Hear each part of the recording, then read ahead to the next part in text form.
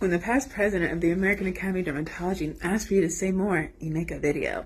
So for the last couple of months, Dr. Susan Taylor and her daughter, Maddie, who just passed her bar exam, congratulations, have been having these really enriching conversations about what it really means on a day-to-day basis to be a high-achieving woman, delegation, and today's stress. And so I popped into the comments to talk about how I've used plant medicine, specifically herbalism, to manage my stress. Not too long, and I've been very candid about anxiety on my YouTube channel. Not too long ago, my anxiety was at an 8 regularly. But I realized recently for the last 2 months or so, I think it's been about a 2. So I talk to my mom every night, and we always start our conversation with, how are you feeling? And we have to use a feeling. And it dawned on me that I had been saying relax for quite a long time. And so I started thinking about some of the changes I've made and how that has had an impact. And one of them is herbs.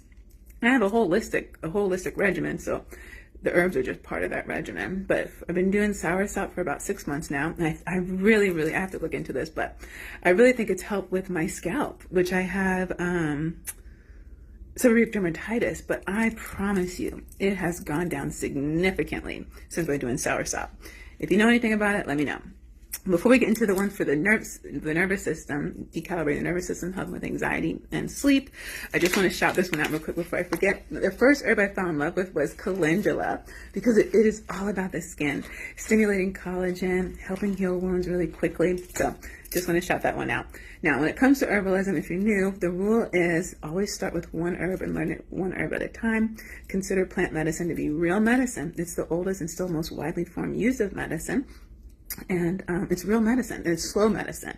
So you have to give your body time to adjust, for the herb to adjust to your body. So I've heard about 2 weeks or so be a little bit patient.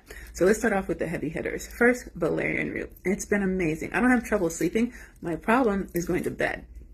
But once I go to bed, it's a wrap. But the valerian root still really calmed me down. It really quiets those thoughts, and I just felt so rested. And I think that carried throughout the day. I actually really would give a lot of credit to the valerian root. Now, it has a sedative effect, so I only recommend starting it at night. Now, ashwagandha, also very popular, and I've been giving it to all my nurses to help with their anxiety, and they've all reported positive feedback. That one, like all herbs, it's going to respond to everybody's bodies differently. But a lot of people take ashwagandha in the daytime. If you're new and you're trying it out for the first time, you might want to just take it at night or on the weekend. So those are the first 2 that I've personally tried and have great benefit from. This weekend, I also picked up lavender and lemon balm. Well, the lemon balm I've been taking too. Also some gentle herbs that also help. They're called nervines. You can correct me if I'm wrong. They help with that too. Now, even though the rule is start with one herb and learn that herb, if you go to an apothecary who has a lot of experience, you might find some blended herbs. That's what this one is. And so, when you're really busy, you're overwhelmed, you have decision fatigue, sometimes you want someone else to make a decision for you. And so that's also a really good choice. So I'm going to tag some people here who are way more experienced than me.